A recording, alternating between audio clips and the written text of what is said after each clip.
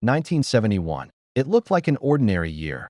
Vietnam was on fire, America was restless, and inflation quietly crept through the system. But behind the noise, something deeper was breaking. On August 15th, 1971, U.S.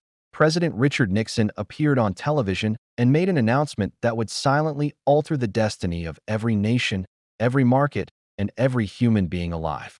With calm words, he temporarily closed the gold window, ending the ability of other countries to convert their dollars into gold. It sounded technical. It sounded reversible. But it wasn't. That single announcement broke the clock that had measured the world's value for over a century. Money, once grounded in the physical weight of gold, became pure abstraction. Until that day, every dollar printed had a reflection in the real world.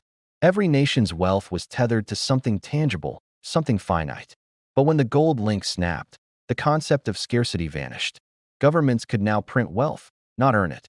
The laws of economic gravity were suspended. In a single weekend, the world quietly entered a new era, the age of belief-based money. But few understood what had happened. Economists debated. Banks adjusted. Citizens carried on, unaware that their paychecks, their savings, and their futures had just been rewritten. The system no longer measured time by productivity or gold. It now measured it by confidence. And confidence could be manufactured. That was the moment money became infinite and debt became immortal. The gears of capitalism didn't stop. They just began to spin faster, detached from reality, powered by faith alone. The world's clock hadn't stopped ticking. It had started counting down to the next great collapse. After 1971, the world entered a strange new reality, one where money was no longer a thing, but an idea. Before, every dollar had a meaning. It represented a piece of gold stored somewhere, a promise rooted in something physical, limited, and real. But after Nixon's announcement, that link was gone. Money was no longer backed by anything except trust. And trust, unlike gold, could be printed in unlimited quantities. The dollar became a belief system. Governments could create it with a signature, banks could multiply it with loans, and people could chase it without ever touching something real. What once required mining, production, or trade could now be summoned out of thin air. It was the greatest magic trick in economic history, and almost no one noticed. They called it the fiat system. In Latin, fiat means let it be done. And that's exactly what money became.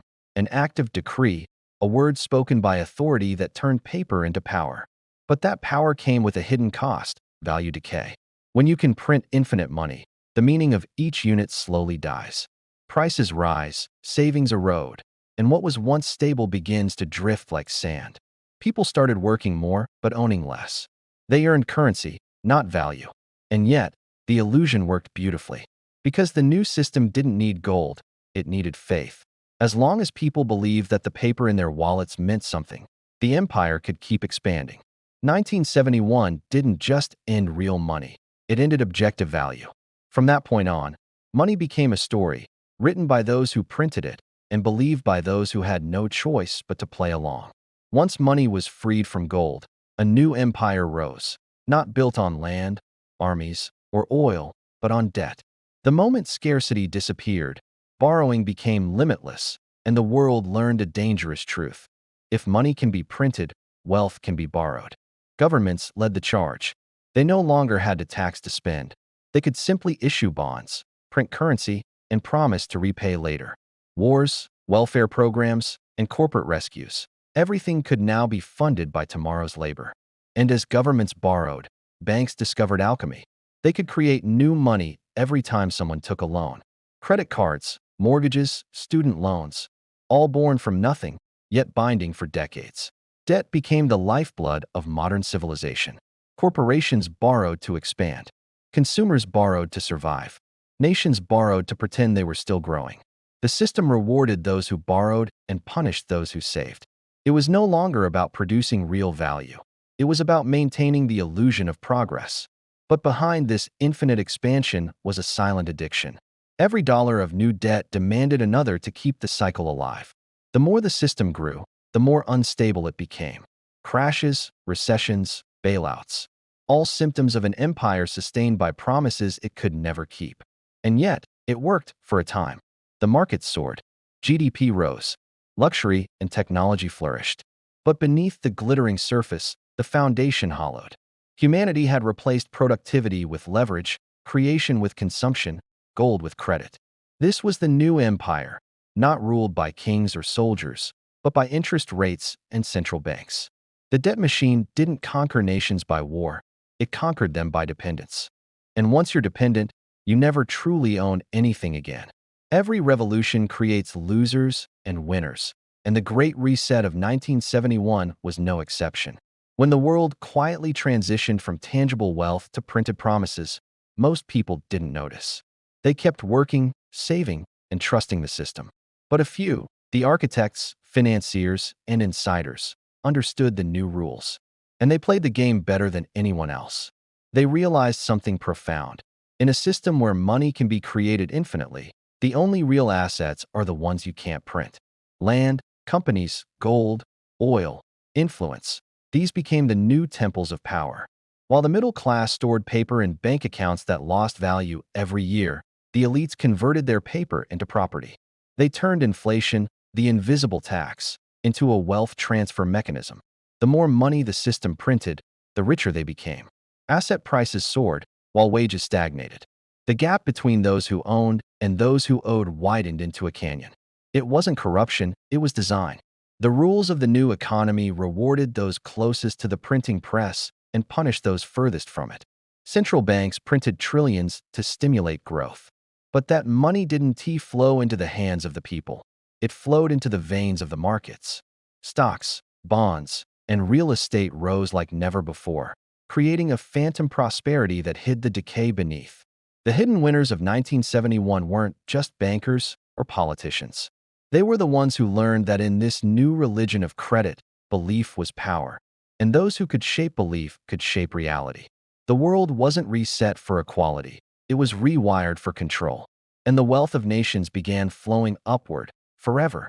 Most people today believe that a great reset is coming, a future event waiting to happen. But the uncomfortable truth is that it already did. It happened quietly, in 1971, when the world's financial operating system was rewritten without a single vote. Every crash, every bailout, every inflation wave since then is just the echo of that one decision. The moment when money stopped being real and belief became the new currency. We live inside that illusion now, an invisible simulation powered by confidence and credit. Every digital dollar, every line of code in a trading algorithm, every bank balance on a glowing screen traces back to that reset. We no longer exchange value. We exchange faith in a system that no longer needs to prove itself. And yet, most people never question it. They work for money that loses value while prices rise. They save in banks that lend their savings 10 times over. They pay interest on money that was never real to begin with. The machine runs flawlessly because everyone believes it must. This is the hidden brilliance of the system. It doesn't need chains to control people. It needs beliefs. The modern citizen is not enslaved by force, but by finance. Debt replaced shackles. Credit replaced freedom. The illusion is so complete that even rebellion gets monetized. But illusions have lifespans. Every belief system eventually collapses under the weight of its own contradictions. And when this one breaks, when confidence runs out, the reset won't be announced on television. It will simply unfold, quietly, as the clock that broke in 1971 finally runs out of time. Because the Great Reset didn't just change money, that it changed what humanity believes is real.